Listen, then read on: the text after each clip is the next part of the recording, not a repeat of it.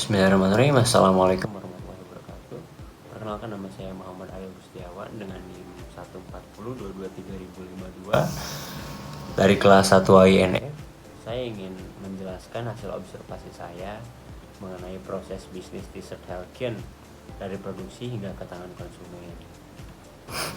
Yang pertama adalah latar belakang masalah. Helken adalah brand streetwear lokal yang memiliki visi untuk menghadirkan identitas unik melalui desain mereka yang berani dan tentunya orisinil. Dalam beberapa tahun terakhir, streetwear telah menjadi salah satu tren mode yang berkembang pesat baik secara global maupun lokal di Indonesia kita sendiri ya. Helken menghadapi sejumlah tantangan yang dapat mempengaruhi keberlanjutan di industri yang kompetitif ini. Salah satunya adalah tingginya persaingan pasar streetwear lokal. Banyak brand lokal lain yang menawarkan produk konsep serupa sehingga membuat diferensiasi menjadi lebih sulit. Selain itu, konsumen streetwear memiliki preferensi yang dinamis dan selalu mencari inovasi dalam desain maupun kualitas produk. Jika Helken tidak mampu menghadirkan inovasi yang relevan dengan kebutuhan pasar, contohnya dengan bahan-bahan yang bagus serta desain-desain yang sangat trendy ya, mungkin peluang untuk memperluas pasar akan semakin kecil. Selanjutnya ada identifikasi masalah. Yang pertama, tingginya tingkat persaingan di pasar lokal. Banyaknya brand lokal dengan konsep serupa yang membuat diferensiasi produk menjadi tantangan yang saya jelaskan tadi ya. Yang kedua, kurangnya inovasi dalam produk dan desain. Preferensi konsumen streetwear bersifat dinamis sehingga diperlukan inovasi yang konsisten. Jadi kita harus bisa untuk merubah-rubah desain menjadi lebih modern lagi, menjadi desain-desain yang banyak disukai anak-anak muda sekarang. Yang ketiga adalah keterbatasan brand awareness atau kesadaran merek.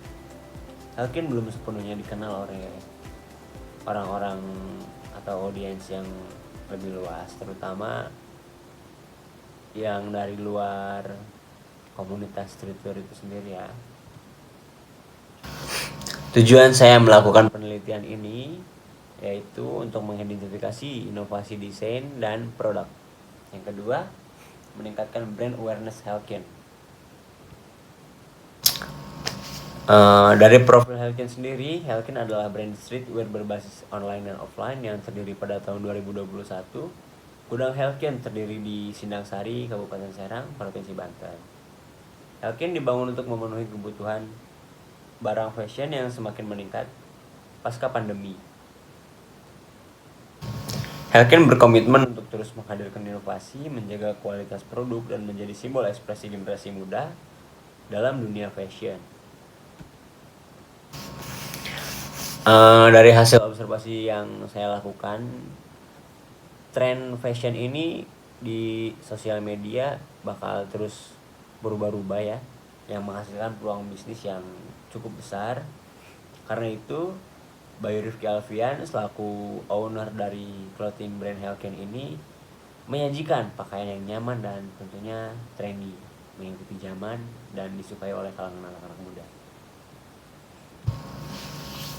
Ini adalah hasil wawancara yang saya lakukan dengan pemilik Helken, yaitu Bapak Bayu Rifki Alfian ya.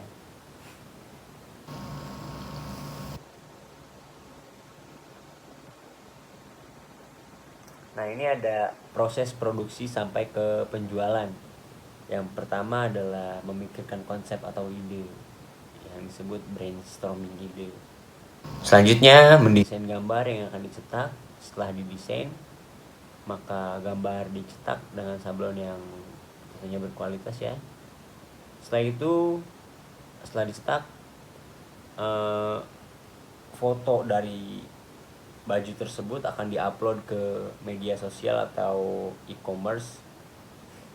Selanjutnya, orang-orang melihat produk di sosial media lalu membelinya, akan mendapatkan pemesanan, dan pesanan diantarkan kepada pembeli. Pembeli mendapatkan barang yang dipesan. Selanjutnya ada rich picture. Yang pertama, pembeli dapat menentukan barang yang akan dibeli.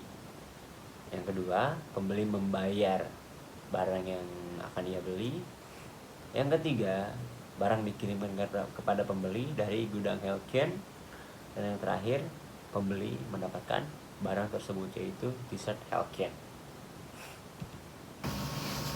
Ini ada analisis masukan. Yang pertama dengan data penjualan yang fungsinya untuk mencatat penjualan produk menggunakan media komputer atau handphone. Frekuensinya hanya ada ketika ada penjualan produk dengan keterangan nama, alamat, jumlah, dan bukti pembayaran. Yang kedua ada data stok barang, fungsinya untuk mencatat stok barang yang ada di gudang dengan media sama handphone dan komputer, yang hanya dilakukan 1 bulan sekali dengan keterangan jumlah barang yang ada di gudang. Dan yang terakhir ada data stok dan harga bahan baku dengan fungsi mencatat stok barang dan harga dari distributor menggunakan media komputer dan juga handphone ya. Frekuensinya saat membuat desain baru dengan keterangan jumlah bahan baku, yaitu kaos polos dan harga barang. Selanjutnya ada analisis keluaran, ada 3 ya.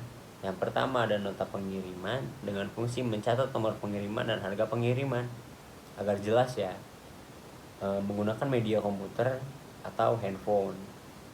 Hanya dilakukan ketika ada penjualan produk dengan keterangan nama, alamat, jumlah, dan bukti pembayarannya. Yang kedua ada laporan penerimaan barang jadi dengan fungsi bukti pengiriman barang dari percetakan ke gudang melalui media komputer atau handphone, dan ini hanya saat produksi selesai. Keterangannya jumlah barang yang ada di gudang. Dan yang terakhir ada kwitansi pembayaran produksi barang. Fungsinya mencatat pengeluaran biaya produksi sama medianya melalui media handphone dan komputer dengan frekuensi hanya saat produksi akan dimulai dengan keterangan jumlah barang yang diproduksi. Nah, di sini ada desain artikel yang akan diproduksi ke depannya ya. Ini contohnya, mungkin ini akan diproduksi ke depannya oleh Bayer Calvian. Dan di sebelahnya ada desain artikel Cyber Hell, yang dimana desain ini sudah diproduksi dan sudah dipasarkan dan banyak juga yang membeli. Ini contohnya ya. Dan yang terakhir adalah proses cetaknya. Ini adalah contoh proses cetak kita ya, di desain terlebih dahulu lalu dicetak. Oke, sekian dari saya. Kurang dan lebihnya mohon maaf.